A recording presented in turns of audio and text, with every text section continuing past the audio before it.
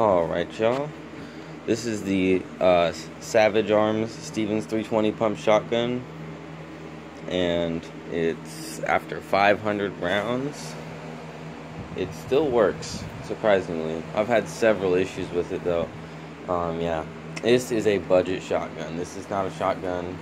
Honestly, if you're looking for, like, total reliability, this is probably not the gun for you. This is the gun for someone who just wants to have a shotgun in the house. It runs very, very well.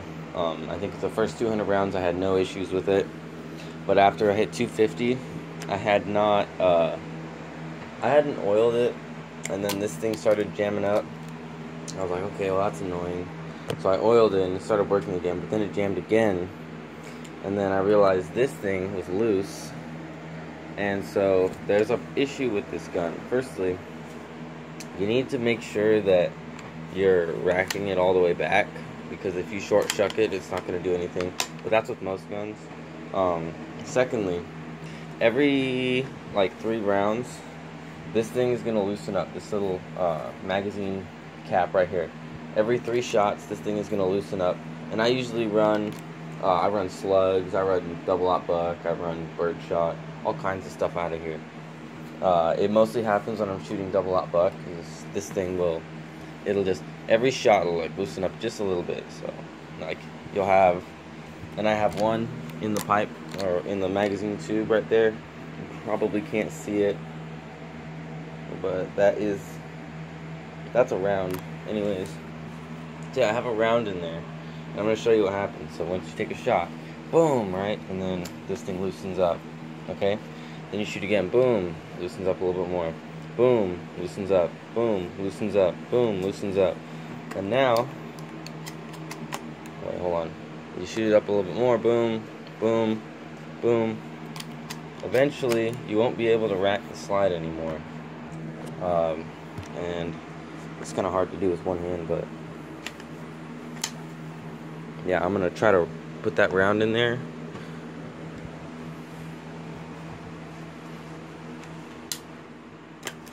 See that? See that? I pulled it all the way back. Round is nowhere to be found. Where is it? It's right there. It fell out of the bottom. And that wasn't because I was racking it slow either. It does that all the time. Watch, I'll do, yeah. But yeah, it's because this thing is so loose now that it'll just come right off. And eventually, you won't even be able to,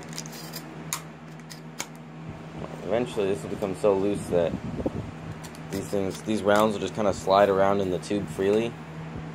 And so you'll have like 3 or 4 rounds in here, they're just shaking around, and you won't be able to load them every time you rack the slide. So you want to make sure that if you get this gun, honestly, you want to wrench this thing down as hard as you can. There's not really a reason to open it unless you haven't taken out the plug. So, because you can oil this inside part without having to take this cap off, unless you want to remove the barrel, and then you have to take it off. It sucks. But yeah, if you can open the action, if you open the action, you run a little, I have a rifle cleaner, and you run a piece of cloth through the barrel and let the cloth come out of the receiver, then you don't have to take the barrel off ever, and then you could just wrench this thing down super tight, and then you would have 0 issues with this gun, because this gun is still really fun and I really like it, and it's a perfect shotgun for me just because of how cheap it is. I don't have to worry about it getting beat up, because I can always get another one, a better one, for the same price, so not a big deal. Yeah, it's not loaded, but yeah, I got some paint smears on there, and that has not come off no matter how much I scrub at it. So I'm thinking maybe I'll just take this whole receiver and paint it red, just so that little smudge gets taken off. But yeah, still a good gun. 500 rounds, slugs, double-aught buck, birdshot. It runs with all.